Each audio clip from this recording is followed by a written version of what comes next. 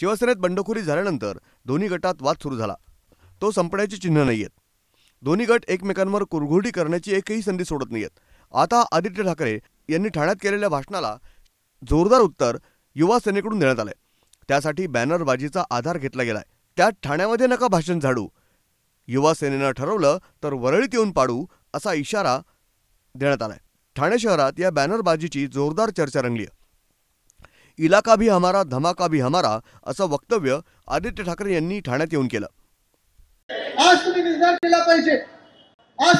केला पाहिजे की आजपासून तुम्ही तर लढतच आहात आणि तुमचं अभिनंदन करायचं ते किती. कारण या देशामध्ये जे भाजपा, जे मिंदे संविधान डॉक्टर बाबासाहेब आंबेडकरांनी दिलेलं आपल्याला ते बदलायला निघालेले आहेत. त्याच्या विरुद्ध तुम्ही लढता ठाण्यात असून. आणि ठाण्यात बालेकिल्ला मी पाहिलं जे बातम्यांवर होतं.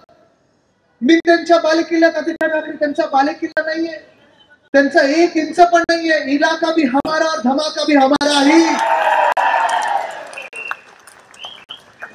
त्या ठाण्यातून मी आज सांगत आहे की अलिबाबा 40 चोर त्यांना एकाला सुद्धा विधानसभेची काय, लोकसभेची काय, म्युनिसिपल कॉर्पोरेशनची पण पायरी आपण सोडून द्यायची नाही. 40 चोरांना पुन्हा एकदा जनतेत फिरू द्यायचं नाही. कारण जनतेने ठरवलेलं आहे की जे महाराष्ट्र लुटणारे आहेत, जे सामान्य नागरिकांना छळणारे आहेत आणि खोटं खोटं रडणारे आहेत, अशा रडक्या लोकांना, खोटारडे लोकांना आम्ही जागा देणार नाही. आणि हा निर्धार तुम्ही पण करायचा आहे. त्यानंतर आदित्य ठाकरे यांनी बॅनरच्या माध्यमातून युवा सेनेकडून त्यांना प्रत्युत्तर देण्यात आले. ठाण्यामध्ये नका भाषण झाडू, युवा सेनेनं ठरवलं तर वरळीत येऊन पाडू असा प्रकारचा मजकूर लिहिला गेलाय. या बॅनरबाजीतून आदित्य ठाकरे यांना प्रत्युत्तर देण्यात आले. ब्युरो रिपोर्ट, न्यूज डेस्क, महानगराची लाईफलाईन, मेट्रो न्यूज, ठाणे.